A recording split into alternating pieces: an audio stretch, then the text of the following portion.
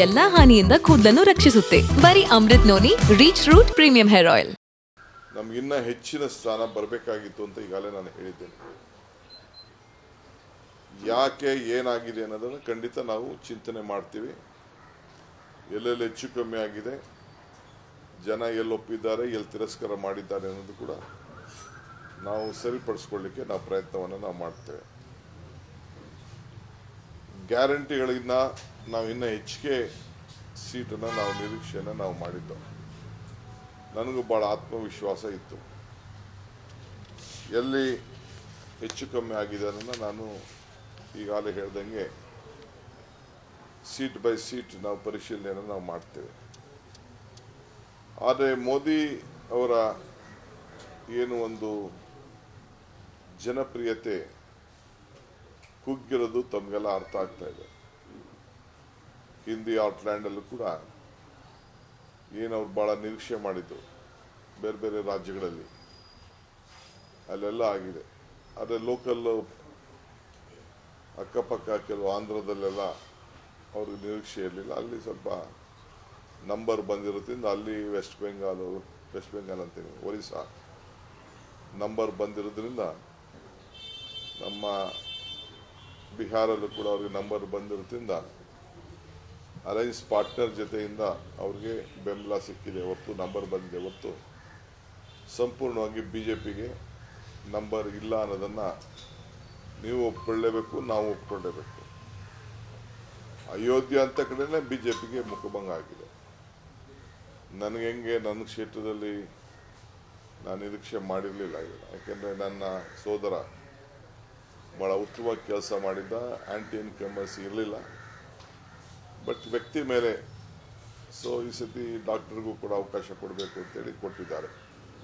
So ಅದಕ್ಕೆ ನಾನು ಮೊದಲೇ ಅವ್ರಿಗೆ ನಾನು ಅಭಿನಯಿಸ್ತೀನಿ ಅಂತ ಹೇಳಿದ್ದೆ.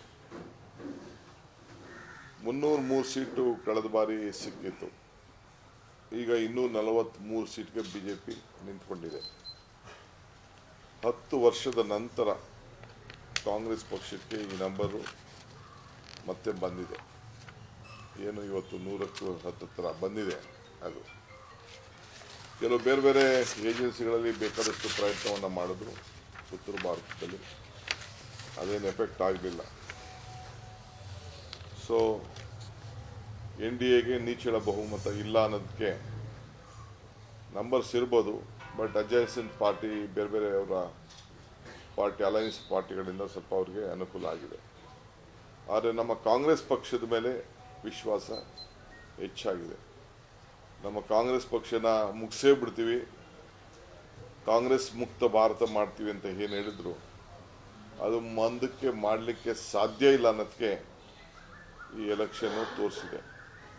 ನಮ್ಮ ನಾಯಕರಾದಂಥ ರಾಹುಲ್ ಗಾಂಧಿಯವರು ಮತ್ತು ನಮ್ಮ ಮಲ್ಲಿಕಾರ್ಜುನ್ ಖರ್ಗೆ ಸಾಹೇಬರು ಸತತ ಹೋರಾಟ, ಭಾರತ ಜೋಡೋ ಯಾತ್ರೆ ಇವೆಲ್ಲ ನನ್ನ ಜೀವನದಲ್ಲಿ ನಾನು ಮಾತ್ರವಲ್ಲ, ನನ್ನ ಕೂದಲು ಕೂಡ ಆಗಿರ್ಬೇಕು ಸ್ಟ್ರಾಂಗ್ ಅಂಡ್ ಸ್ಟೈಲಿಶ್. ಬರೀ Amrut Noni reach root premium hair oil ನೊಂದಿಗೆ. Reach root premium hair oil ಕೂಡ ನಮಗೆ ಒಂದು ದೊಡ್ಡ ಫಲಿತಾಂಶವನ್ನು ನಮಗೆ ಸಿಕ್ಕಿದೆ. ರಾಜಕಾರಣದಲ್ಲಿ ಏನು ಬೇಕಾದ್ರೂ ಆಗಲಿಕ್ಕೆ ಸಾಧ್ಯತೆ ಇದೆ. ಆ ರೀತಿ ನಂಬರ್ಗಳು ಕೂಡ ಬಂದಿದೆ. ನಾನು ಅದ್ರ ಬಗ್ಗೆ ಹೆಚ್ಚಿಗೆ ನಾನು ಚರ್ಚೆ ಮಾಡೋಕ್ಕೆ ಹೋಗುವುದಿಲ್ಲ. ಕಳೆದ ಚುನಾವಣೆಗಿಂತ ಕಾಂಗ್ರೆಸ್ ಪಕ್ಷಕ್ಕೆ ಭಾಳ ಪಾರ್ಲಿಮೆಂಟಲ್ಲಿ ನಮ್ಮ ಶೇಕಡ ಹೆಚ್ಚಿಗೆ ಆಗಿದೆ.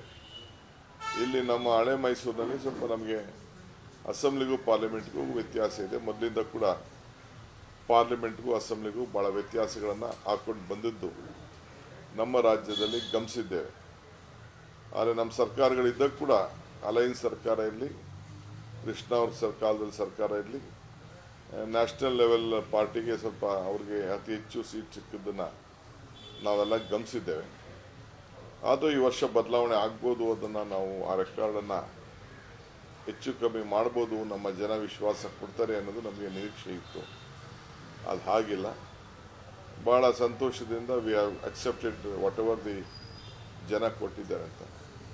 ನನಗೆ ವೈಯಕ್ತಿಕವಾಗಿ ಏನೇನೋ ನನಗೆ ಅನುಮಾನಗಳಿದೆ. ಈಗ ಅದೆಲ್ಲ ನಾನು ಚರ್ಚೆ ಮಾಡೋದು ಈಗ ಬೇಡ.